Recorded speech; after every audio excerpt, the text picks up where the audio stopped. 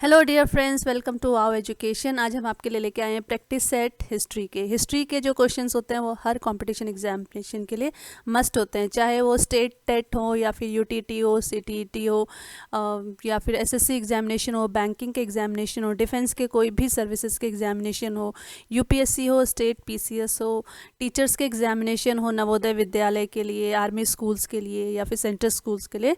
तो आपके लिए हिस्ट्री के क्वेश्चंस को सॉल्व करना, उनको अटेम्प्ट करना मस्ट होता है। तो इसीलिए मैं जो है आपको एनसीईआरटी की बुक से एंशिएंट हिस्ट्री के बहुत ही इंपॉर्टेंट और सिलेक्टेड क्वेश्चंस लेके आई हूँ। तो आप जो है इस वीडियो को गो थ्रू करिए और इसके वेरियस पार्ट्स हैं, तो ऐसे ही हमारे चैनल को भी लाइक और सब्सक्राइब कर दीजिए सो दैट आपके लिए और भी अच्छे अच्छे वीडियोज़ और बहुत ही ज़्यादा बेनिफिशियल जो आपके करियर में होंगे, आपके लाइफ में होंगे, ऐसे videos you will get. Who could not participate in the assemblies conducted by Raja? Women, Dasas and Kamakaras. Now, who are the Kamakaras?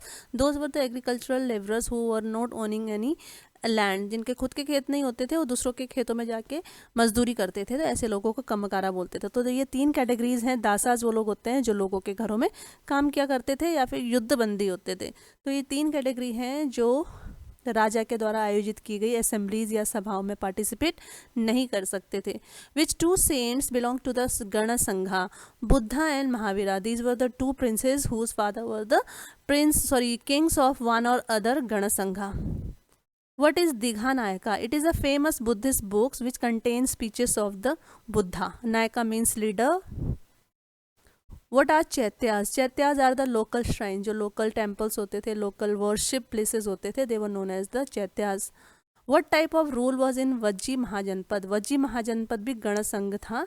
गण संघ का मतलब होता है, गण का मतलब होता है राज्य, संघ का मतलब होता है ग्रुप। तो बहुत सारे राज्यों का जो ग्रुप होता है that is known as gana sangha. And similarly Vajji was a mahajanapada and it was also a gana sangha. Next lesson is new questions and ideas. Lesson number 7, again from the Indian ancient history. Siddharth also known as dash, founder of Buddhism. Siddharth का नाम गौतम बुद्धा भी था। When did Buddha born? Buddha was born around 2500 years ago. Buddha belonged to which गण संघ? बुद्धा जो थे वो साक्या गण संघ से रिलेटेड थे, उनके जो फादर थे वो साक्या गण संघ के रूलर थे। What was बुद्धास वर्ण? He belonged to a क्षत्रिय वर्ण, वो क्षत्रिय थे। Where did Buddha attain enlightenment? At बोध गया, बिहार में जो है उनको एनलाइटमेंट यानी दीक्षा मिली, वो भी पीपल के पेड़ के नीचे। इसीलिए जो बौद्ध लोग होते हैं पीपल के पेड़ को बहुत ज़्यादा ऑस्पीशियस मानते हैं और उसको वर्शिप करते हैं।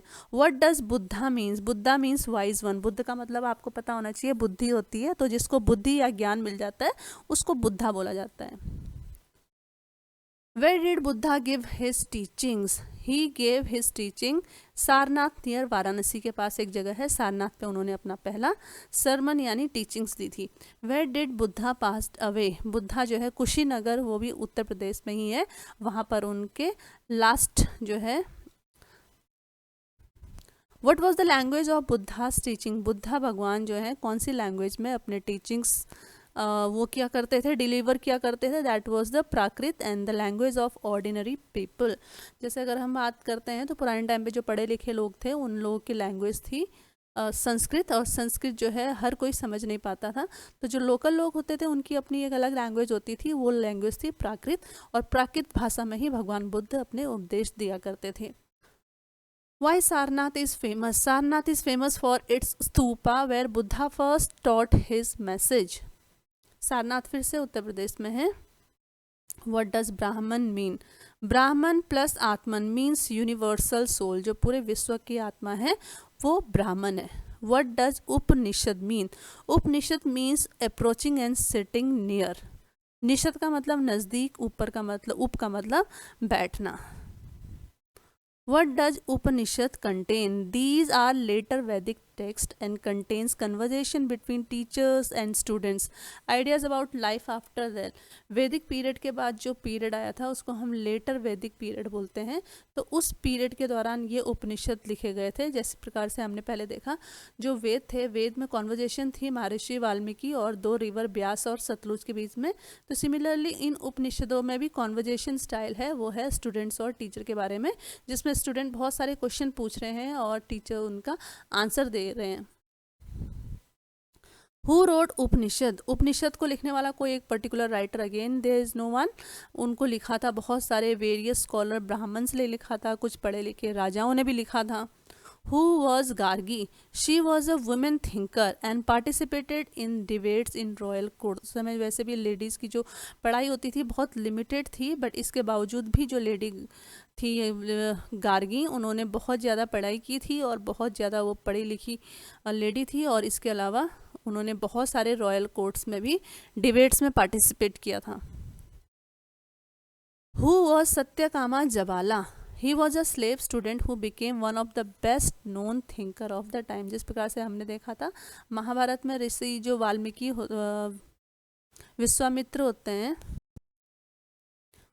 जो ऋषि विश्वामित्र थे, उन्होंने एकलव्य को अपना शिष्य यानी अपना स्टूडेंट मानने से इनकार कर दिया था, क्योंकि जो एकलव्य थे वो लोअर कास्ट से बिलोंग करते थे. तो सिमिलरली जो सत्यकामा जवाला है वो भी इतने टैलेंटेड थे, but he also was a slave student, मतलब जो है वो दास थे. बट किसी प्रकार से उनकी मदर ने बहुत ज़्यादा फोर्स करके उनके टीचर को उनको अपना शिष्य बनाने के लिए कन्विंस कर दिया. और फाइनली जो है जब वो शिष्य बन गए तो उसके बाद वो जो है अपने टाइम के बहुत ही वेल नोन और रिनाउंड थिंकर बन गए थे. Who wrote later Upanishad? Famous thinker Shankaracharya के द्वारा बाद के जो उपनिषद है उनकी रचना की गई. Who was Panini? He was a famous scholar who prepared grammar for Sanskrit. Sanskrit को किस प्रकार से बोला जाना है, किस प्रकार से लिखा जाना है, उसके जो वेरियस रूल्स हैं उनको पनिनी ने जो है लिखा था, उनके बारे में बताया था. When did Vardhaman Mahavir spread his message? Around 2500 years ago. Mahavira belonged to which Gana? Lichavi Gana. It was part of Vajji Mahasangha. At what age Mahavira left home? He left his home at the age of 30. 30 year में अभी भी जब हमारे बहुत सारे student examination देने की तैयारी कर रहे हैं, अभी भी पढ़ रहे हैं, तो 30 ईयर में जो है उन्होंने अपना घर छोड़ दिया था अटेंडमेंट लेने के लिए. In which language did Mahavira preach? जिस प्रकार से भगवान बुद्धा ने जो है प्राकृत लैंग्वेज में प्रीच किया था, उपदेश दिया था, तो सिमिलरली भगवान महावीर ने भी प्राकृत लैंग्वेज को ही चूज किया. Who were Jainas? Followers of Mahavira were known as Jainas. Who were Jainas? Followers of Mahavira were known as Jaina. भगवान महावीर के जितने भी फॉलोअर थे उनको जैन बोला गया. What does the word Jaina mean? This word came from the term Jina which means conqueror. जो विजेता होता है उसको जिना यानी जीता हुआ बोला जाता है, और जीते हुए वर्ड से ही जैन वर्ड बना है.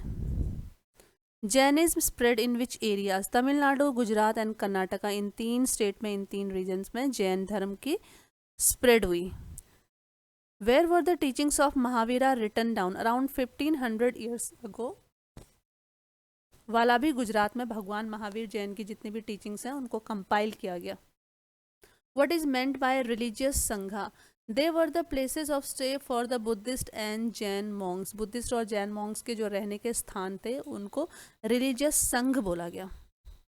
हु कुड स्टे इन संघ? जो संघ होते थे, जैसे आज के टाइम पे अगर हम बोलते हैं हॉस्टल, तो हॉस्टल में जो है बोर्डिंग स्टूडेंट ही रहते हैं, या फिर अगर हम चर्चेस की बात करते हैं तो उनमें भी नन्स रहते हैं, है ना. तो सिमिलरली उस समय भी संघ की स्थापना की जाती थी. संघ ऐसे जगह होते थे जहाँ पर जो बुद्धिस्ट या फिर जैन जो मॉन्क्स होते थे या फिर नन होते थे, वो मेन भी हो सकते थे, वुमेन भी हो सकते थे, वो रहा करते थे.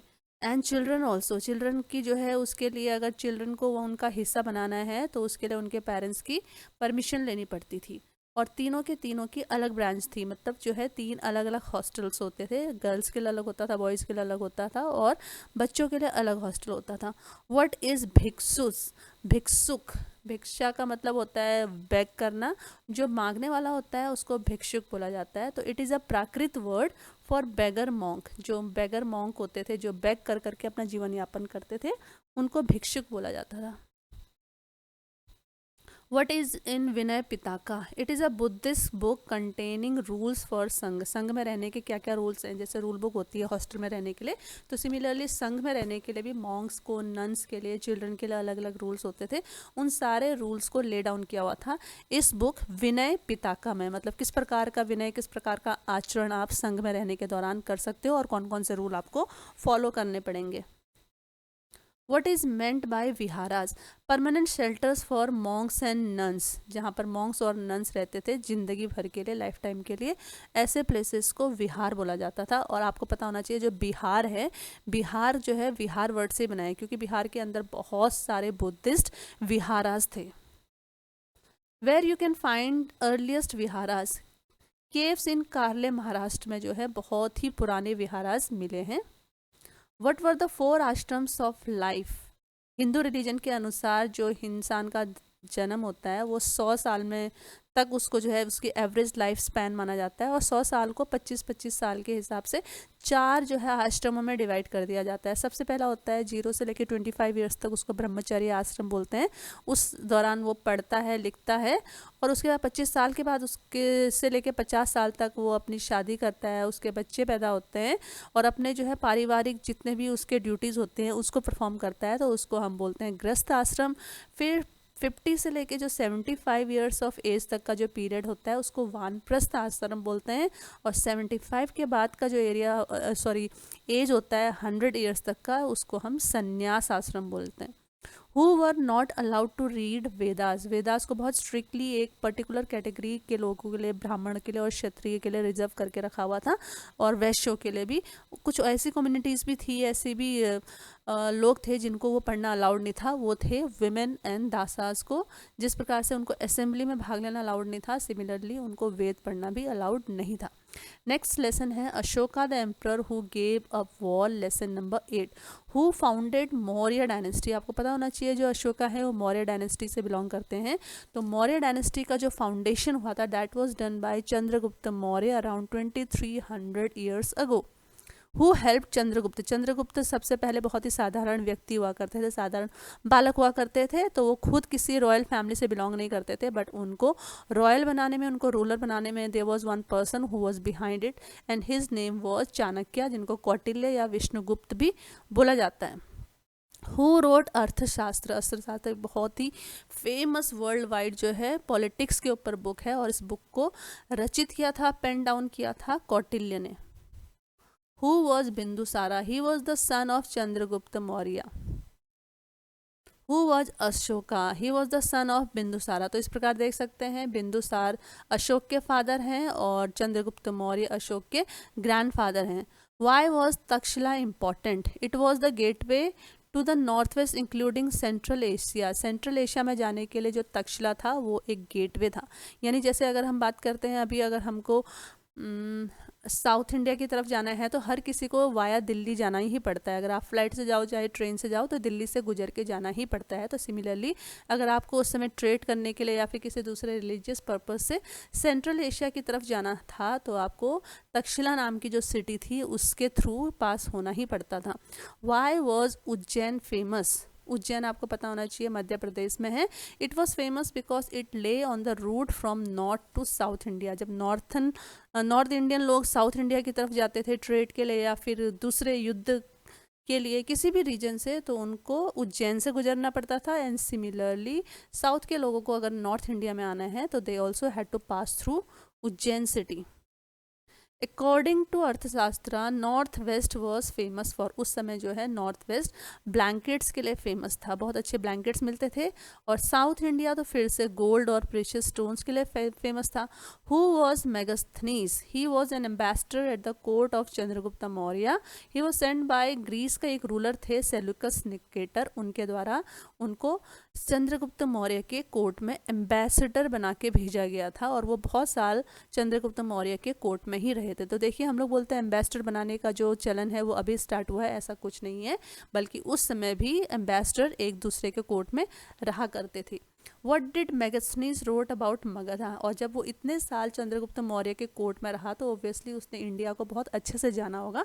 तो उन्होंने मगध के बारे में क्या लिखा था, उन्होंने लिखा था मगध एक बहुत ही ब्यूटीफुल सिटी है जिसमें 570 टावर्स हैं, मतलब जो है फोर्टिफाइड कर दिया था, उसके चारों तरफ से बहुत ह्यूज वॉल्स थी, उन वॉल्स के ऊपर 570 टावर्स थे और उन 570 टावर्स के ऊपर सोल्जर्स हमेशा तैनात रहते थे। और उस फोर्ट के उस बाउंड्री के 64 गेट्स थे जो शहर के अंदर आने के लिए, पाटलिपुत्र शहर के अंदर आने के लिए या फिर पाटलिपुत्र शहर के अंदर से बाहर जाने के लिए यूज होते थे। और जो पैलेस था अंदर राजा का, that was made of would, वो पूरा वुड का बना हुआ था और बहुत ही अच्छे से जो है उसके ऊपर वुडन कार्विंग हो रखी थी। The houses were 2 to 3 stories made up of would, और उस समय के जो हाउसेज थे वो भी वुड या मड के बने हुए थे और 2 या 3 स्टोरीज ऊंचे थे। और जो राजा का पैलेस था वो पूरी तरफ से जो है गार्डन से घिरा हुआ था। Who was the most famous Mauryan ruler, हमने पढ़ लिया जो मौर्यन डायनेस्टी है उसको फाउंड किया था चंद्रगुप्त मौर्य ने। चंद्रगुप्त मौर्य के बाद जो इंपॉर्टेंट रूलर थे वो बिंदुसार थे, और बिंदुसार के बाद जो है उनके बेटे अशोका द ग्रेट, वो मौर्यन डायनेस्टी के सबसे फेमस रूलर हैं। How did Ashoka send his message to the people. He inscribed many inscription in Prakrit language and Brahmi script. ये जो देखिए इंस्क्रिप्शन बोला जाता है, इससे पहले भी हम पढ़ चुके हैं। स्टोन्स पे या फिर हार्ड सरफेसेस पे जो राइटिंग्स होती हैं, जो कुछ भी लिखा जाता है उसको इंस्क्रिप्शन बोलते हैं। तो अपनी टीचिंग्स को जन साधारण तक पहुंचाने के लिए, लोगों तक पहुंचाने के लिए अशोका ने ऑल ओवर द कंट्री बहुत सारे इंस्क्रिप्शंस, पिलर्स वगैरह लिखवाए जगह जगह पे, सो दैट जितने भी लोग आसपास से गुजरे हैं उसके, तो वो उन टीचिंग्स को पढ़े और उन लोगों के दिल के अंदर थोड़ा ह्यूमैनिटी आए, एक दूसरे के प्रति प्रेम की भावना जागृत हो। तो these are some of the examples of Ashoka's inscriptions. ये लिखे गए थे प्राकृत लैंग्वेज में, बहुत सारे लोगों ने प्राकृत लैंग्वेज को यूज किया है, भगवान महावीर ने, भगवान बुद्धा ने, इसके बाद जो है अशोका द ग्रेट ने भी। इसका मतलब उस समय की जो बहुत कॉमन और पॉपुलर लैंग्वेज थी वो प्राकृत थी। और जो स्क्रिप्ट है, स्क्रिप्ट का मतलब होता है ये कौन से स्क्रिप्ट में लिखे, जैसे हम हिंदी बोलते हैं ना, तो हिंदी जो लिखा जाता है उसकी लैंग्वेज को हम हिंदी बोलते हैं, बट जो लिखने का जो स्क्रिप्ट होता है उसको हम देवनागरी बोलते हैं। तो सिमिलरली लैंग्वेज तो है प्राकृत, बट जो स्क्रिप्ट है उसको हम बोलते हैं Brahmi. The Mauryan Empire showing the principal cities and some of the places where inscriptions were found। आप देख सकते हैं अशोका ने वैसे तो बहुत सारे इंस्क्रिप्शंस खुदवाए, बट कुछ इंपॉर्टेंट सिटीज़ हैं जहाँ पर उसके इंस्क्रिप्शन अभी भी पाए गए हैं। तो ये सारी सिटीज़ हैं जहाँ पर इंस्क्रिप्शंस पाए गए हैं या फिर जो इम्पॉर्टेंट सिटीज़ हैं। What was the ancient name of Orissa. Orissa का जो पुराना नाम था वो कलिंगा था। कलिंगा वॉर आपको पता है इंडियन हिस्ट्री का सबसे बहुत इम्पॉर्टेंट और बड़े वॉर में से एक है। Who is the only king to give up war after winning it. Ashoka ने जो है कलिंगा वॉर जीत लिया था, बट उसके बाद उन्होंने हमेशा के लिए युद्ध को अलविदा यानी बाय बाय बोल दिया। How many people killed in Kalinga war, more than a lakh. इतनी बड़ी ट्रेजिडी, इतनी बड़ी कैजुअलिटी को देख के अशोका ने डिसाइड किया कि अब वो फ्यूचर में कभी भी वॉर नहीं करेंगे। Who introduce Dhamma. Dhamma was a religion which was introduce by Ashok. Ashok ने जब कलिंगा वॉर देखा तो उनके बाद उनका जो है हार्ट चेंज हो गया, हृदय परिवर्तन हुआ उनको। उन्होंने डिसाइड किया आज के बाद से वो कभी भी युद्ध नहीं करेंगे। इनफैक्ट वो अपने राज्य के सभी लोगों को आपस में एक दूसरे के साथ प्रेम और भाईचारे से रखने की, रहने की और जीने की सलाह देंगे। उसके लिए उन्होंने बहुत सारी अपनी टीचिंग्स को कंपाइल किया था और उन्हीं टीचिंग्स को उन्होंने धम्मा नाम दिया था। What does dhamma mean. Dhamma का मतलब होता है, it is a Prakrit word जिसका मतलब है धर्म। What is dhamma. It does not involve worship of a god और any sacrifice, it is a set of teaching for his subject. Dhamma का मतलब ये नहीं था कि जैसे हम हिंदू धर्म की बात करते हैं तो हिंदू धर्म में भी करोड़ों देवी देवताएं हैं, और सिमिलरली क्रिश्चियन धर्म में भी उनका कोई सेंट है, मुस्लिम धर्म में भी उनका कोई ना कोई मसीहा है। तो सिमिलरली बट धम्मा धर्म जो अशोक ने स्टार्ट किया था उसमें उन्होंने किसी भी पर्टिकुलर गॉड या गॉडेस को प्रे करने के लिए किसी भी जने को फोर्स नहीं किया था, ना ही उन्होंने कोई सेक्रीफाइस करने के लिए लोगों को प्रेरित किया था। इनफैक्ट उनके धर्म में केवल अच्छी अच्छी बातें थी जिनको उन्होंने लोगों को फॉलो करने के लिए प्रेरित किया था। Where is Rampurva bull inscription placed now. Rampurva bull inscription वो भी अशोका के द्वारा बनाया गया था, बट वो अपनी इतनी जर्जर अवस्था में पहुंच गया था। उसके बाद उसको हिस्टोरियंस ने या फिर आर्कियोलॉजिस्ट ने उस जगह से उठा के उसको अब जो है राष्ट्रपति भवन में प्लेस कर दिया गया जहाँ पर वो सुरक्षित रूप से स्थित है।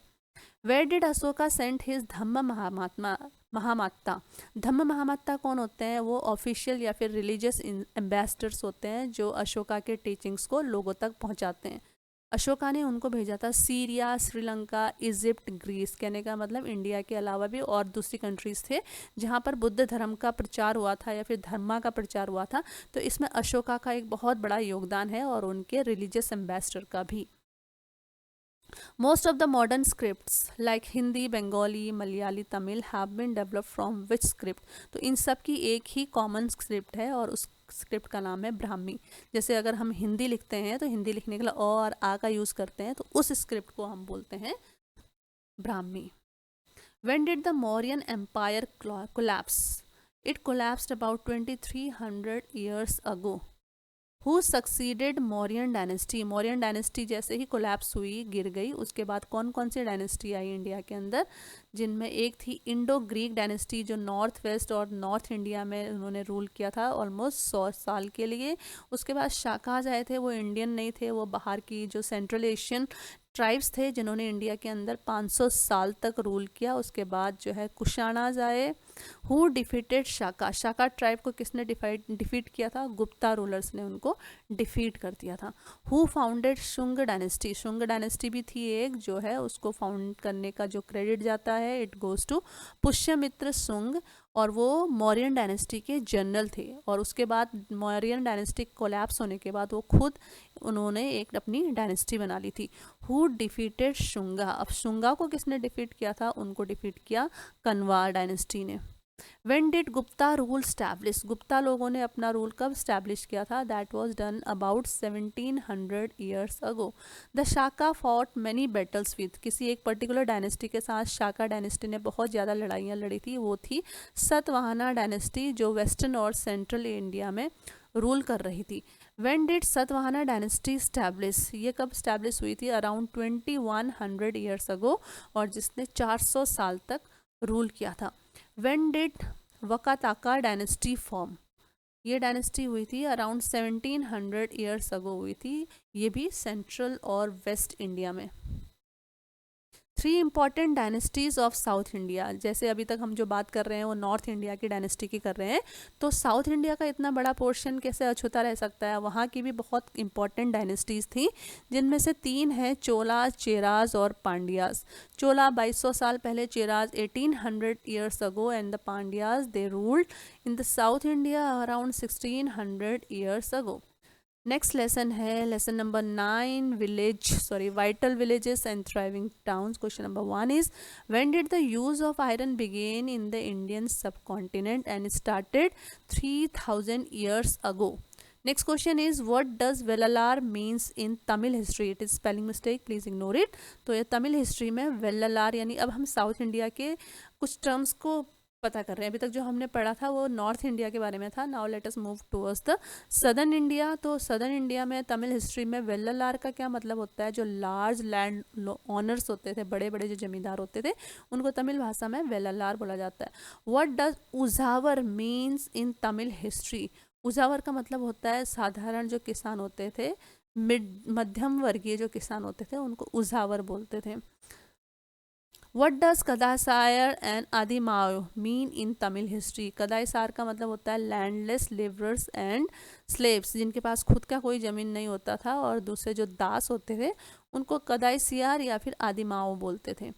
What was village headman was known as in north Indian history? North India में जो विलेज का हेड होता था, मुखिया होता था, उसको क्या बोला जाता था? उसको बोला था ग्राम भोजक। सिंपल वर्ड है, पूरे ग्राम का जो भोजक होता है, जो उनको खाना देने वाला पर्सन है, उसको ग्राम भोजका यानी पंचायत या सरपंच टाइप का बंदा, उसको ग्राम भोजक बोला जाता था। What does dasa kammakara mean in north India in history? ये हम पहले पढ़ चुके हैं। दासा कम्मकारा का मतलब होता है दास हैं, कर्मकार नहीं है, मतलब जिनके पास खुद काम करने के लिए कोई ज़मीन नहीं है। In fact they work on some other persons field. What is Sangam literature? Sangam, one of the earliest Tamil work composed 2300 years ago. 2300 साल पहले कुछ तमिल जो राइटिंग्स हैं, तमिल पोएम्स हैं, उनको कंपाइल किया गया। कंपाइल हम तब करते हैं जब वो बहुत सारी ज़्यादा होती हैं। एक सिंगल बुक को हम रामायण या महाभारत बोल सकते हैं। जब बहुत सारी बुक्स होती हैं उनको कंपाइल करते हैं तो उनको हम, जैसे एग्जाम्पल ले लो पुराण, 18 पुराण है तो यानी 18 बुक्स का जो कंपाइलेशन है उनको हम कंपाइलेशन बोलते हैं। तो सिमिलरली संगम लिटरेचर का मतलब है कोई एक या दो बुक्स नहीं होंगी, उसमें बहुत सारी बुक्स का कंपाइलेशन यानी ग्रुप होगा। Why it is called Sangam, इसको संगम क्यों बोला जाता है? Because these poems and text were composed and compiled in assemblies known as Sangam. Sangam का मतलब होता है समागम, समागम का मतलब होता है कॉम्बिनेशन या फिर असेंबली, जहाँ पर लोगों की सभा बैठती है। अब यहाँ पे जो है लिटरेचर लिखने के लिए किसी भी आम लोगों की सभा तो नहीं बैठेगी, तो ऑब्वियसली पोएट्स की जो सभा बैठती थी उसी को इन्होंने संगम का नाम दिया। Where were Sangam text compose, तो एक पर्टिकुलर प्लेस था जहाँ पर ये सब जो पोएट्स हैं जाके मीटिंग किया करते थे और करीबन 6 महीने या फिर 1 साल के लिए वहाँ पे रहा करते थे, सो दैट वो वहाँ पे अपनी रचनाओं को लिख सकें। तो कौन सी जगह थी एक्चुअली? वो लोग तमिलनाडु के मदुराई नामक जगह पे जाते थे और वहाँ पर संगम टेक्स्ट को कंपोज करते थे, लिखा करते थे। What do you mean bye जातका? जातका वर्ड तो सुना है आपने जातका टेल्स अपने स्कूल लाइब्रेरी में बहुत सारी बुक्स पढ़ी होंगी। तो short stories probably compose by ordinary people and written down and preserve by the Buddhist monk. Buddhist भगवान के आगे या पीछे का जितना भी समय था, उस समय के दौरान लोगों के द्वारा जितनी भी टेल्स बोली जाती थी, कही जाती थी, उन टेल्स को कंपोज किया था बुद्धिस्ट मॉन्क्स ने। तो उन सब के कंपाइलेशन स्टोरीज को हम जातका टेल्स या फिर जातक स्टोरीज बोलते हैं। What is Barygaza? It was a port city of India in ancient times. पुराने ज़माने की एक पोर्ट सिटी है, जैसे लोथल थी हड़प्पन सिविलाइजेशन की पोर्ट सिटी। नेक्स्ट क्वेश्चन है what is meant by punch coin? Punch का मतलब समझते हैं आप, जब किसी के ऊपर भी जो है जोर से प्रेस करते हैं तो that is the process of punching. Because the designs were punched on silver और copper metal, these coins were use for 500 years. किसी सिल्वर या फिर कॉपर मेटल के ऊपर जब हम जोर से प्रेस करके कोई डिज़ाइन बना देते हैं तो उन डिज़ाइंस को, उन कॉइन्स को पंच कॉइन्स बोलते हैं और ये 500 साल तक ये कॉइन्स चलन में रहे।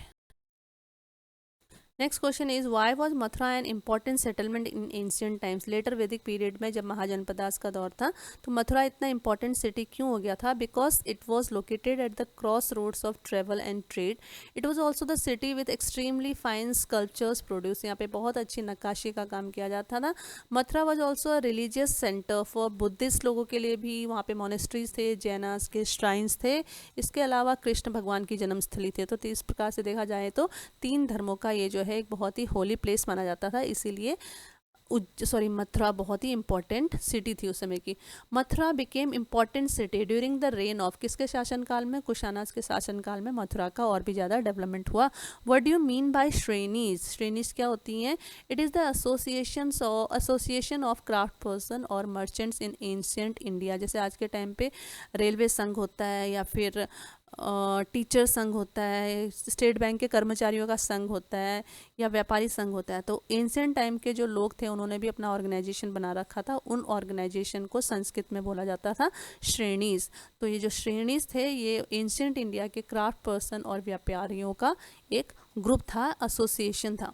What were the function of shrenis? अब श्रेणीज के जितने भी मेंबर्स होते थे उन मेंबर्स का क्या फंक्शन होता था? ये श्रेणीज के जो अधिकारी होते थे उनके लिए क्या करते थे? Shrenis provided training raw material to its member, अपने मेंबर को ट्रेनिंग देते थे सो दैट वो अपने बिजनेस को आगे फर्दर ले जा सके। Shrenis serve as banks where rich man and women deposited money also. इसके अलावा जिनके पास ज़्यादा पैसा हो जाता था तो अपने पैसे को डिपॉजिट करने के लिए श्रेणी के मेंबर को दिया करते थे, जिससे उनको इंटरेस्ट भी मिल जाता था। Shrenis also use some part of the interest on religious institution. इसके अलावा ये नहीं कि वो पूरा पैसा जो है अपने प्रॉफिट के लिए लगा लेते थे, इनफैक्ट उसका कुछ शेयर जो है वो धार्मिक कार्यों के लिए मॉन्क्स को देते थे, बुद्धिस्ट मॉनेस्ट्रीज को बनाने के लिए, बुद्ध धर्म को बढ़ावा देने के लिए या फिर अपने किसी भी धर्म को बढ़ावा देने के लिए उस पैसे का, उस इंटरेस्ट का यूज़ किया करते थे। Why Arikamedu is famous? Arikamedu फिर एक और जगह है जो किस लिए फेमस है? It was a coast in Pondicherry in ancient times. तो ये एक फेमस पोर्ट था पौंडीचेरी का। Which items were exported via Arikamedu, Arikamedu से कौन कौन से आइटम जो है एक्सपोर्ट का मतलब होता है जब हम अपने देश के माल को, देश के गुड्स को, सामान को दूसरी कंट्री में भेजते हैं तो that is known as export. तो Roman lamps, glassware, gems, pottery from Mediterranean region, amphora, arretine ware, ये सारी चीज़ें जो है एक्सपोर्ट हुआ करती थी। सॉरी, एक्सपोर्ट का मतलब है हाँ बाहर भेजना ही। What do you mean by arretine ware, तो ये क्वेश्चन मुझे थोड़ा सा गलत लग रहा है एक्चुअली, ये एक्सपोर्ट नहीं इम्पोर्ट होना चाहिए। बाहर की कंट्री से जो इंडियन कंट्री में, सॉरी इंडिया की कंट्री में अरिकमेडू पोर्ट के थ्रू जो आइटम्स आते थे वो ये सारे आइटम्स थे जो विदेशों से आया करते थे इंडिया के अंदर। What do mean by arretine ware, तो ये देखिए ये एरिटाइन वेयर, वेयर का मतलब बर्तन होता है और ये इस बर्तन का नाम है। तो it was a red glaze pottery named after a city in Italy, Italy में एक शहर है उसका नाम एरिटाइन वेयर है। तो सिमिलरली इस पॉट का नाम भी उस शहर के नाम के ऊपर पड़ गया है। ये रेड और बहुत ही शाइनी ग्लेज पॉटरी है, पॉटरी का मतलब होता है बर्तन। What do you mean by amphorae, amphorae क्या है? It was a tall double handed jar, double handle है इसके, आप देख सकते हैं इसको दोनों तरफ से पकड़ के उठाया जा सकता है। दैट कंटेन, जिसके अंदर लिक्विड को सर्व किया जाता है, या तो इसके अंदर वाइन रखी जाती थी या फिर ऑयल रखा जाता था। तो उसके लिए ये इतनी खूबसूरत नक्काशी वाला एक वास बनाया जाता था जो मेडिटेरेनियन रीजन में ओरिजिन हुआ था, इंडिया का नहीं है ये product. Tamil was written in which script, Tamil को भी ब्राह्मी स्क्रिप्ट में लिखा जाता है। What you mean by ring wells, ये देखिए रिंग वेल के पिक्चर्स हैं। तो रिंग वेल क्या होते हैं actually? These seem to have been used as toilets in some cases and as drain and garbage dumps. पुराने टाइम के घरों के नीचे इन रिंग वेल्स को बनाया जाता था। ये देखिए बहुत बड़े बड़े पॉड जैसे स्ट्रक्चर्स हैं, तो इन पॉड जैसे स्ट्रक्चर्स को इनके ऊपर बाथरूम बनाया जाता था या फिर कुछ जैसे किचन वगैरह बनाया जाता था, जिससे घर का जो गंदा पानी है इन पॉट्स के अंदर नीचे जाके जमा होता था और नीचे और जाके ये मिट्टी के अंदर जो है एब्जॉर्ब हो जाता था। नेक्स्ट लेसन है traders, kings and pilgrims. Which part of ancient India was famous for gold and spices, gold south India में, स्पाइसेस भी साउथ इंडिया में। What was known as black gold in Roman empire, Roman empire में क्या चीज़ थी India की जिसको वो लोग ब्लैक गोल्ड बोलते थे? तो वो था पेपर। पेपर काली मिर्च को बोलते हैं, तो काली मिर्च का रंग काला होता है। तो रोमन एम्पायर में और यूरोप में वो इतना ज़्यादा फेमस हो गया कि उन्होंने हर चीज़ में पेपर यूज़ करना स्टार्ट कर दिया। अदरवाइज जो है वो लोग स्पाइस ज़्यादा नहीं खाते हैं, बट अभी भी आप देख सकते हैं इटालियन जो पिज़्ज़ा होता है या फिर उनकी मैक्रोनी पास्ता वगैरह होता है उसमें वो अभी तक भी जो है पेपर को स्प्रिंकल करते हैं। तो उस पेपर को यूज़ करने का जो क्रेडिट है वो हमारे ही इंडिया के ट्रेडर्स को जाता है। Which river valley of south India was the most famous? That was Kaveri. What you mean by Muvendar, Muvendar क्या होता है? It is mentioned in Sangam literature में एक वर्ड है मोवेंडर, तो ये एक तमिल वर्ड है। इसका मतलब होता है थ्री चीफ, तीन जो राजा हैं उनको कंबाइनली मोवेंडर बोला जाता है। और वो राजा तीन कौन थे? चोला, चेरा और Pandyas. These were three most important and very powerful dynasties around 2300 years ago in South India. What was special about Cholas, Cheras and Pandyas? Each state had two capitals. Her state के दो कैपिटल होते हैं। जैसे अभी देखो हमारी country में हर state का एक एक कैपिटल है, बल्कि इनफैक्ट कोई कोई कैपिटल ऐसी हैं जो दो स्टेट की कैपिटल है। जैसे चंडीगढ़ पंजाब की भी कैपिटल है और हरियाणा की भी कैपिटल है। बट उस समय ये तीनों स्टेट के दो दो कैपिटल्स थे। तो एक कैपिटल इनलैंड था और एक कोस्ट पे था। इनलैंड का मतलब एक जो है अंदर की तरफ था और एक कैपिटल इनका कोस्टल रीजन में था। कोस्टल रीजन में इन्होंने अपनी कैपिटल इसलिए रखी हुई थी सो दैट जो बाहर से शिप्स आते थे उन शिप्स का सामान जब यहाँ पे उतरे तो वो उस एरिया के राजा को टैक्स दें। What was the port capital of Cholas? Puhar और कावेरी पट्टनम। ये चोला रीजन है, ये चेरास है, ये पांड्यास है। तो इनकी जो पोर्ट कैपिटल थी वो पुहार थी। यहाँ पर कहीं होगी, लिखा नहीं है, मेंशन नहीं कर रखा है। What was the important cities of Pandyas? Pandyas के लिए जो इम्पोर्टेंट सिटी था वो मदुरई था। देखिए यहाँ इस मदुरई सिटी में संगम लिटरेचर के जितने भी पोइट्स हैं वो इकट्ठा होकर अपनी रचनाओं को रचित किया करते थे। What is special about Cholas, Cheras and Pandyas? इनके लिए देखिए इनके क्या फीचर्स हैं। The chief did not collect regular taxes, ये भी अपनी जनता से टैक्स नहीं इकट्ठा करते थे। They demanded gift from the people, in fact जो है उनके लोग उनको गिफ्ट देके जाया करते थे, वो भी अपनी मर्जी से। दे also collected tribute from military expeditions and neighbouring areas, अपने आसपास के लोगों के, अपने आसपास के जितने भी राज्य होते थे उन राज्यों के ऊपर वॉर करके भी, उनको हरा के भी वो वहाँ से लूट के जो सामान लेके आते थे उससे भी वो अपना खर्चा चलाते थे। और उस खर्चे में से कुछ वेल्थ वो अपने पास रखते थे, कुछ बचा हुआ वेल्थ वो अपने परिवार को डिस्ट्रीब्यूट कर देते थे। उसके बाद और बचा हुआ जो वेल्थ था, धन था, उसको प्रिस्ट में, जनता में, सोल्जर्स में और अपने सपोर्टर्स में और पोएट्स जो रचनाकार हैं उनके साथ बांट दिया करते थे। Why did Sangam poets receive gift, जो संगम के जो पोएट्स थे जो रचनाएं लिखते थे उनको इतने अच्छे से गिफ्ट्स क्यों मिलते थे? Because you know they compose poems in praise of the chiefs, उस समय जो है बहुत सारे जो राजा थे उन राजाओं की तारीफ के जो उन्होंने बहुत सुंदर सुंदर कविताएं लिखी थी, तो अपनी तारीफ की जब वो पोएम पढ़ते थे राजा लोग तो खुश हो जाते थे और खुश होकर पोएट्स को बहुत बड़े बड़े उपहार दिया करते थे। विच dynasty became powerful in western India in ancient times, वो थी Satavahana. Who was the most important Satavahana ruler, उनका नाम था गौतमी पुत्र Shri Satakarni. What do we know about Sri Satkarni? Sorry, how do we know about Sri Satkarni? His mother Gautami Balashri, she has written one inscription. तो वो पढ़ी लिखी थी, उनके माता जी का नाम गौतमी बालाश्री था, तो अपनी माता के नाम के अकॉर्डिंग ही उन्होंने अपने नाम के आगे अपनी माता का नाम लगाया, जो बहुत ही रेयर देखने को मिलता है, कॉमन देखने को नहीं मिलता है। तो उनकी माता जी ने एक बुक लिखी थी, उन्हीं बुक के अकॉर्डिंग जो है हमको गौतमी पुत्र श्री सतकर्णी के बारे में हिस्ट्री का पता चलता है। Who is known as lord of Dakshina Patha, Gautami पुत्र श्री सतकर्णी वो साउथ इंडिया के बहुत फेमस और स्ट्रॉन्ग पावरफुल रूलर थे, इसलिए उनको दक्षिण पथा का लॉर्ड बोला जाता है। Who invented silk making, China around 7000 years ago China में सिल्क मेकिंग का प्रोसीजर इन्वेंट हो चुका था। व्हाट इज सिल्क रूट, ये आप देख सकते हैं, सपोज ये चाइना है, सपोज नहीं इट इज़ चाइना एक्चुअली। तो चाइना के जो ट्रेडर्स थे वो अपनी कंट्री से सिल्क को लेके बहुत सारी कंट्रीज़ में उसको बेचने के लिए जाते थे, तो जौन जौन से रास्ते से वो सिल्क बेचने के लिए जाते थे उस रास्ते को सिल्क रूट बोला गया।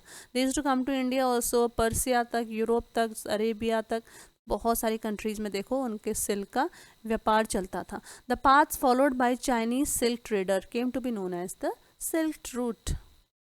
वो issued the earliest gold coin, सबसे पहले गोल्ड कॉइन किसने स्टार्ट किया था? वो किया था कुशाणाज ने। What were the important cities of Kushana? Peshawar, Mathura and Takshashila, ये तीनों ही बहुत इंपॉर्टेंट सिटीज़ थे कुशाना डायनेस्टी के। Who was the most famous Kushana ruler, important है और बहुत ईजी भी है, कनिष्क, जिन्होंने 1900 साल पहले इंडिया के अंदर रूल किया था।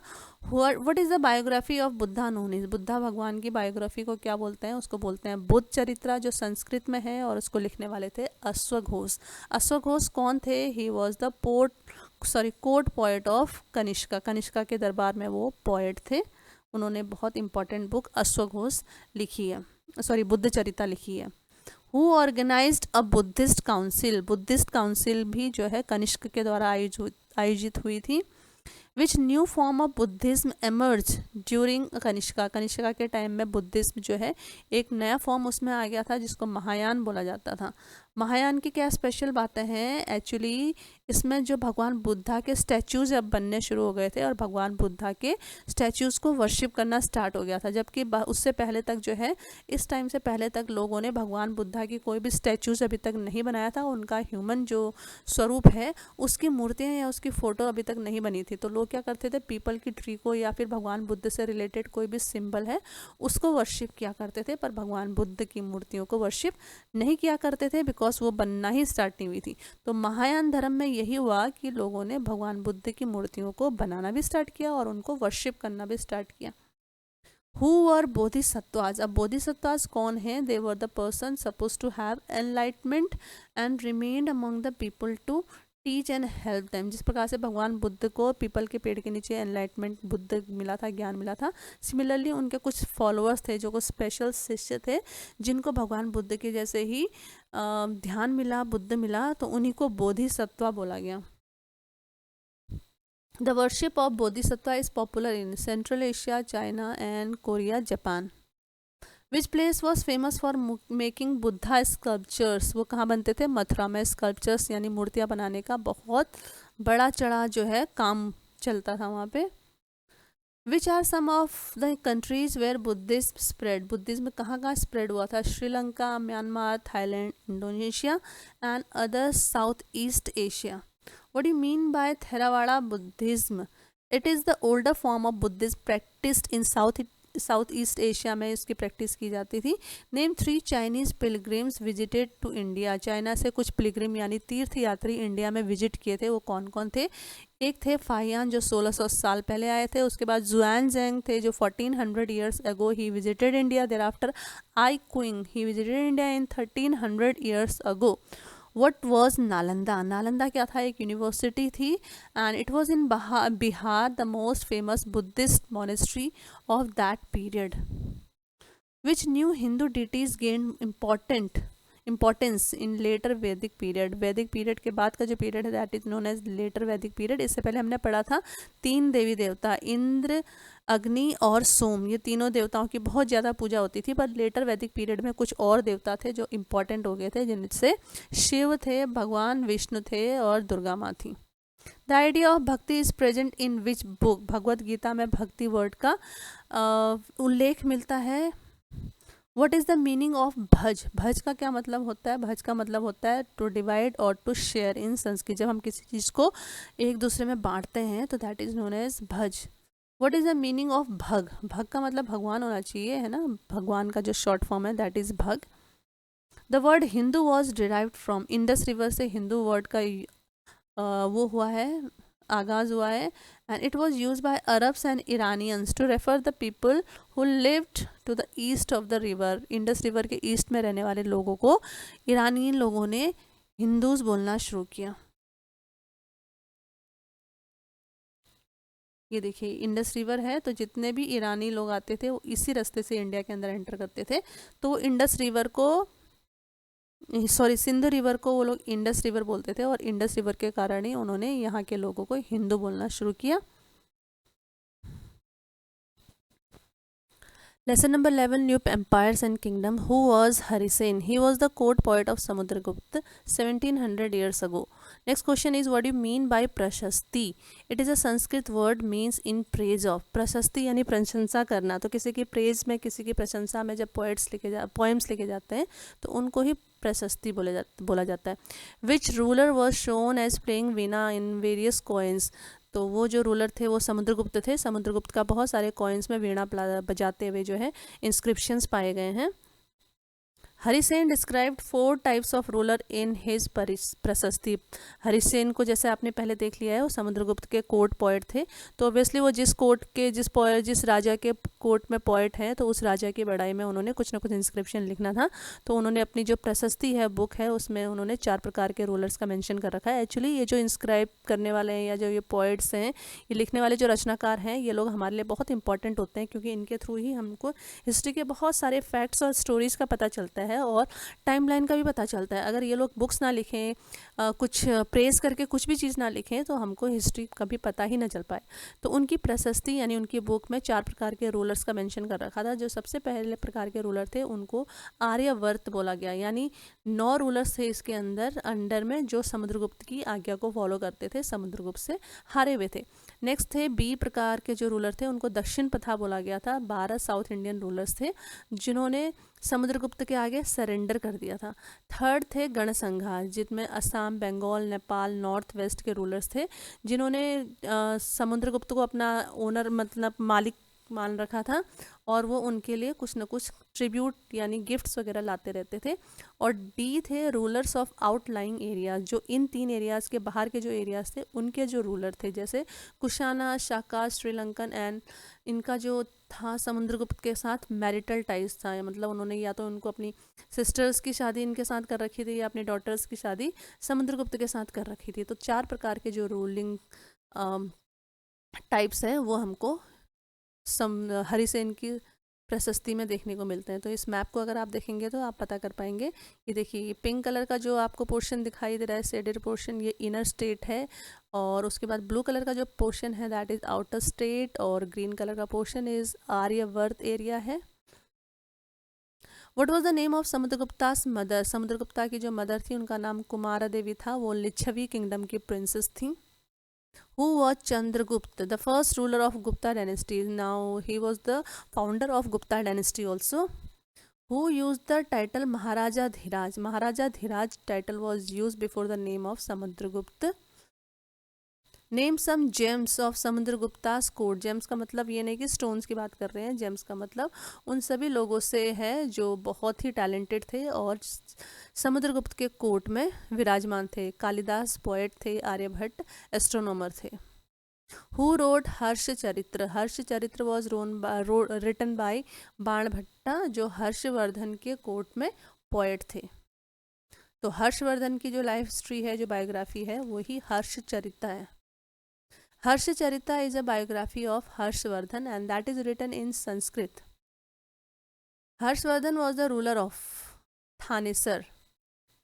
Who defeated Harshvardhan in Deccan? जब वो डेक्कन की तरफ जा रहे थे अपना वॉर को आगे फॉरवर्ड करने के लिए, तो पुलकेशिन II करके वहाँ के जो रूलर थे उन्होंने हर्षवर्धन को आगे बढ़ने से रोका और उनको पराजित किया। Which were the two important dynasties in south India during later Vedic period? तो ये जो दो इम्पॉर्टेंट डायनेस्टीज थी, एक थी ये चालुक्य डायनेस्टी, आप देख सकते हैं कितनी बड़ी डायनेस्टी है। नेक्स्ट है आपकी पल्लवा डायनेस्टी, ये जो ब्लू कलर का, डार्क ब्लू कलर का शेडेड पोर्शन है, दिस इज पल्लवा डायनेस्टी। और उसके बाद आप हर्षवर्धन का एम्पायर देख सकते हैं कितना बड़ा उनका एम्पायर है। What was the capital of Pallava? Pallavas की कैपिटल थी Kanchipuram. What was the spread of Chalukya dynasty? Chalukya dynasty कहाँ तक फैली हुई थी?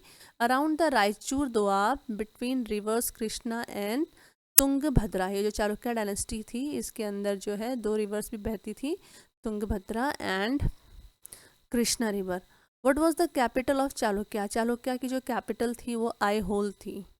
What was the important who was the important Chalukya ruler? He was Pulakeshin II। Who was the court poet of Pulkeशिन II? Her ruler के court में कोई ना कोई इम्पोर्टेंट पोएट होता था। तो ऐसे ही इनके कोर्ट में जो इम्पोर्टेंट पोएट थे उनका नाम रवि कीर्ति था। Who is Mahadandanayaka? आप साउथ इंडिया के कुछ टर्म्स हैं, इनको देख लीजिए। तो वो लोग महादंड नायका किसके लिए यूज़ करते थे? It was use for the chief judicial officer. जैसे आज के टाइम पे हम जज या मजिस्ट्रेट को बोलते हैं, तो उन समय में दंड का मतलब आप समझ रहे हैं, जिसको पनिशमेंट देने का जो अधिकार होता है, जो काम होता है, वो किसका होता था? Dandanayaka. And he was the chief judicial officer. Who is kumaramatya? Amatya word आपने बहुत सारे सीरियल्स या मूवी में सुना होगा, अमात्य अमात्य बोला जाता है। तो अमात्य कौन होते हैं? They were the important ministers. Who is sandhivigrahika? संधि का मतलब होता है जोड़ना, विग्रहिका का मतलब होता है तोड़ना, है ना। तो जोड़ तोड़ करने का या वॉर एंड पीस का जो काम था वो था minister of war and peace. जैसे आज के टाइम में हम फॉरेन मिनिस्टर को बोलते हैं, हमारे विदेशों के साथ जो रिलेशन बनाने का काम होता है, that is the department of foreign ministry.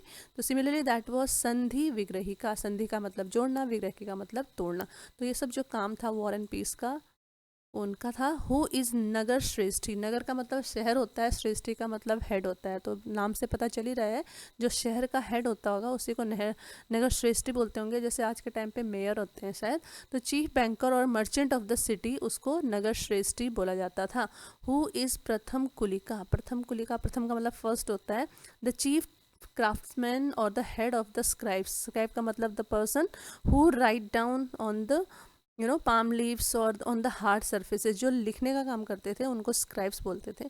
तो जो उनका हेड होता था या फिर जो चीफ क्राफ्ट्समैन होता था उसको प्रथम कुलिका बोला जाता था। Who were samantas? They were military leaders who provided military help to the king during war.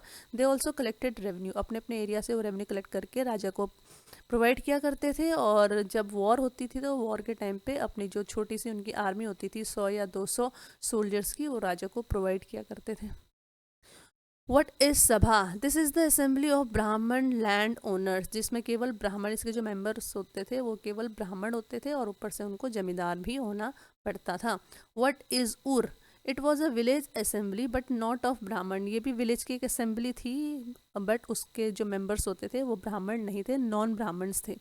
What is नगरम? नगरम का मतलब शहर होता है। तो एन ऑर्गेनाइजेशन ऑफ मर्चेंट्स, जो नगर के जो मर्चेंट्स थे, ट्रेडर्स थे या बिजनेस पर्सन्स थे, उनका जो ग्रुप है उसको नगरम बोला जाता था।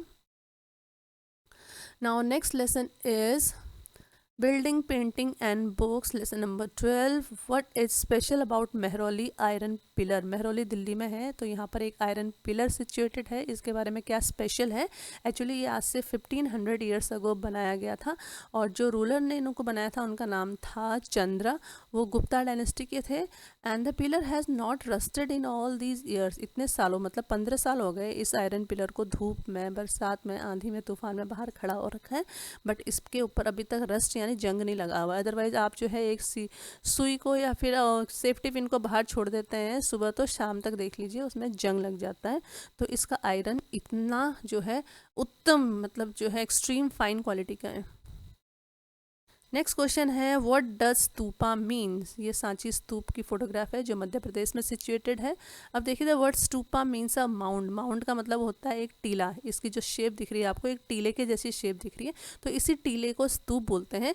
दे आर राउंड एंड टॉल. ये गोलाकार में होते हैं, बड़े भी होते हैं, स्मॉल भी हो सकते हैं. They have a small box placed at the centre of the stupa. Stupa के अंदर जो है एक बॉक्स होता है, और उस बॉक्स के अंदर क्या होता है, जैसे भगवान बुद्ध के बॉडीली रिमेन, या तो उनके दांत या उनके बोन्स या उनके एशेस, उसके अंदर बहुत ही पवित्र बना के उनको रखा गया है, और उसके ऊपर मिट्टी पूरा ढक के बहुत सुंदर तरीके से उस माउंट को प्रोटेक्ट किया गया है. और इस माउंट के चारों तरफ परिक्रमा करने के लिए बुद्धिस्ट लोग या हो, या चाहे हिंदू लोग हों, चाहे मुस्लिम लोग भी हों, मैंने तो मुस्लिम कम्युनिटी में भी जब वो काबा में जाते हैं तो उनको गोल गोल घूमते हुए देखा है. पता नहीं वो परिक्रमा होती है कि क्या होती है, बट बुद्धिस्ट और हिंदू कम्युनिटी में जो है परिक्रमा की जाती है. तो इस माउंट के चारों तरफ भी परिक्रमा करने के लिए ये जो रास्ता बनाया जाता है, इस गैलरी को प्रदक्षिणा पथ बोलते हैं. उसमें क्लॉकवाइज मॉन्क्स या फिर नन्स जो होते हैं वो प्रदक्षिणा करते हैं. और इन स्तूपा के अंदर एंट्री के लिए एक बहुत सुंदर गेट बनाया जाता है. ये गेट है, तो इस गेट के ऊपर और इन प्रदक्षिणा पथ के जो पिलर्स हैं इनके ऊपर देखिए कितनी सुंदर पत्थर की नक्काशी की गई है. What is गर्भगृह? It is the room where the image of the chief deity was placed. जब भी हम भगवान के मंदिर में जाते हैं तो हमको ऊपर मूर्तियाँ दिखाई देती हैं. एक्चुअली उन मूर्तियों के नीचे भी कुछ प्लेसेस होते हैं, कुछ रूम्स होते हैं जहाँ पर ओरिजिनल भगवान का वास स्थान होता है. वो वास स्थान हर किसी दर्शक को, हर किसी भक्त को नहीं दिखाया जाता. उनकी सीक्रेट पूजा होती है, वो बहुत सीक्रेट उस स्थान को माना जाता है. तो ऐसी जगह पे जहाँ पे भगवान की ओरिजिनल मूर्ति होती है या फिर ओरिजिनल स्थान होता है, प्लेस होता है, उसको गर्भगृह बोला जाता है. गर्भ का मतलब आपको समझना चाहिए, गर्भ का मतलब होता है छुपी हुई जगह, ग्रह का मतलब घर. What is shikhara? हर मंदिर के ऊपर ये आपको दिख जाते हैं गोल से जो है टावर टाइप के स्ट्रक्चर्स होते हैं, इनको शिखर बोला जाता है. What is mandapa? It was a hall where people could assemble. जब भी मंदिर होता है, मंदिर के चारों तरफ कुछ पिलर्स होते हैं, तो जो मंडप के जैसे दिखाई देते हैं, मतलब बहुत बड़े बड़े हॉल्स होते हैं जहाँ पे पुराने टाइम पे राजा लोग जो है बैठ के कुछ असेंबलीज किया करते थे, या फिर कभी कुछ उसमें जो है नर्तकियों का नाच गान वगैरह भी हो जाता था, है ना. तो उन सारे एरियाज़ को मंडप बोला जाता है. What is monolithic temple? Mono का मतलब एक होता है, लिथिक का मतलब हमने पढ़ लिया है, लिथिक का मतलब स्टोन होता है. तो जो एक स्टोन पे बना हुआ टेम्पल है उसको हम मोनोलिथिक टेम्पल बोलेंगे, और ये मिलते हैं आपके महाबलीपुरम में. What is epic? It is a grand long composition about heroic man and women including stories of God also. किसी एक पर्सन या फिर बहुत सारे पर्सन, मेल हो चाहे फीमेल हो, उनकी वीर गाथाओं को बहुत ज़्यादा बड़ा चढ़ा के या फिर उनके बारे में प्रेज करके जब कोई कथा या फिर कहानी या कविता लिखी जाती है तो उसको एपिक बोला जाता है. Who wrote Tamil epic the Silappadikaram? It was written by Ilango 1800 years ago. Who wrote Tamil epic Manimkalai? It was written by Sattanar 1400 years ago. Who wrote Meghduta? Meghduta बहुत famous रचना है. It was written by Kalidas. What does Puranas means? It means old, which contains stories about gods and goddesses, procedure of worship, history of creation of God, world and about the Kings. Puranas का मतलब पुराना, old. तो जो पुरानी tales हैं जिसमें भगवान के पूजा करने के रीति रिवाज हैं, जिसमें किंग्स के बारे में कुछ लिखा गया, गॉड्स या गॉडेसेस के बारे में उनके बखान लिखे गए हैं, तो उनको हम पुरानाज बोलते हैं. हु कुड नॉट रीड वेदा, पहले भी पढ़ चुके हैं क्वेश्चन आया, तो वुमेन और जो शूद्रा हैं उनको वेद पढ़ने की इजाज़त नहीं थी। व्हाट वाज स्पेशल अबाउट पुराना, पुरानास के बारे में क्या स्पेशल है कि they were written in simple Sanskrit language and recited in temples में उनको पढ़ा जाता था बाय प्रिस्ट, और उनको सुनने वाले सब लोग होते थे। जैसे वेदास को तो वुमेन और दासा नहीं सुन सकते थे, पर पुराना स्टोरी को जब पढ़ा जाता था तो उनको महिलाएं और जो शूद्रा या दासा हैं वो बेचारे भी सुन सकते थे। Who compose Puranas and Mahabharata, इन दोनों चीज़ों की रचनाओं इनको किसने लिखा है, तो it was written by Ved Vyasa. When were the Puranas and Mahabharata were written down? 1500 years ago. Earlier they were recited orally. इससे पहले लिखने का तो बहुत पुराना टाइम है इनका, बट उससे पहले तक जो है 1500 साल तक क्या करते थे, इन सारी स्टोरीज़ को ओरली जो है पढ़ के एक दूसरे तक इनको ट्रांसफ़र किया करते थे, पर 1500 साल पहले इनको बुक्स के रूप में इनको लिखा गया। Who has written Ramayan? Ramayan was written by Maharishi Valmiki. Where were the stories of Jataka often shown? जातका की जो स्टोरीज होती हैं वो अजंता और अलोरा की केव्स के अंदर भी हैं। इसके अलावा जो स्तूपाज होते हैं उनके रेलिंग्स में, उनके गेट वेज में भी उनकी स्टोरीज़ को चित्रित किया जाता है। Who wrote the book Aryabhatiyam? Aryabhatiyam was written by Aryabhatta, जो खुद भी एक बहुत बड़े अपने ज़माने के मैथमेटिशियन थे। इसके अलावा वो एस्ट्रोनॉमर भी थे। एस्ट्रोनॉमर का मतलब होता है जो हेवनली बॉडीज़ को स्टडी करते हैं, जैसे सन, मून, स्टार वगैरह को। What did he state? Aryabhata ने अपनी बुक में क्या लिखा है? उन्होंने लिखा है कि डेज और nights are caused by the rotation of earth. देखो उस अर्थ, उस समय ना टेलीस्कोप था ना कुछ और मीडियम था, टेक्नोलॉजिकल कोई एडवांसमेंट नहीं था। ऐसे समय में भी आर्यभट्ट ने उस समय ही बता दिया था कि जो अर्थ है और जो डे और नाइट्स हैं वो अर्थ के रोटेशन के कारण कॉज होते हैं। इसके अलावा उन्होंने जो है सर्कमफ्रेंस ऑफ सर्कल को निकालने का एक जो तरीका बताया था, जो फार्मूला बताया था, वो फार्मूला अभी तक भी यूज़ होता है। Who invented the numeral zero? Zero का इन्वेंशन किसने किया था? तो इंडिया वालों ने किया था। Who invented paper? पेपर का इन्वेंशन काइलून नामक कोई व्यक्ति थे चाइना के, उन्होंने 1900 ईयर्स अगो में किया था।